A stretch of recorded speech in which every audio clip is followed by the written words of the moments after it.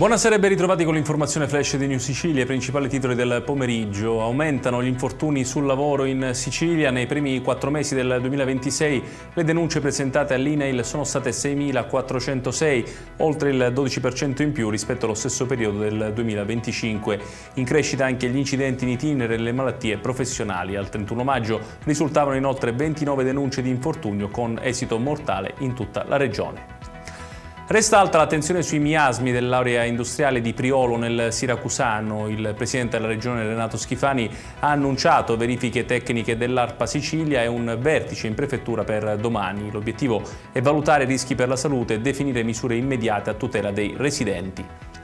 Via libera della Regione a 19 interventi per modernizzare il sistema idrico siciliano per un investimento complessivo superiore a 47 milioni di euro. 40 milioni saranno destinati al potenziamento e alla messa in sicurezza delle reti di distribuzione dell'acqua potabile, oltre 7 milioni invece serviranno a migliorare l'efficienza delle infrastrutture e a ridurre le perdite idriche.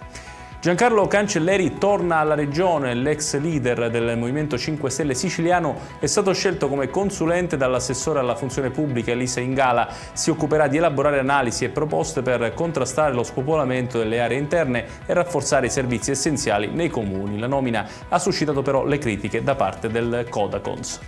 Infine il Consorzio per le autostrade siciliane annuncia il ricorso al Consiglio di Stato contro la sanzione da 500.000 euro confermata dal TAR del Lazio.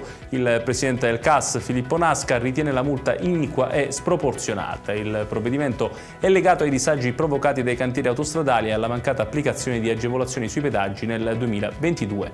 Ed è tutto per questa edizione. Tutti i dettagli su queste notizie li trovate come sempre sul nostro sito www.newsicilia.it. Grazie per averci seguito e buon proseguimento di serata.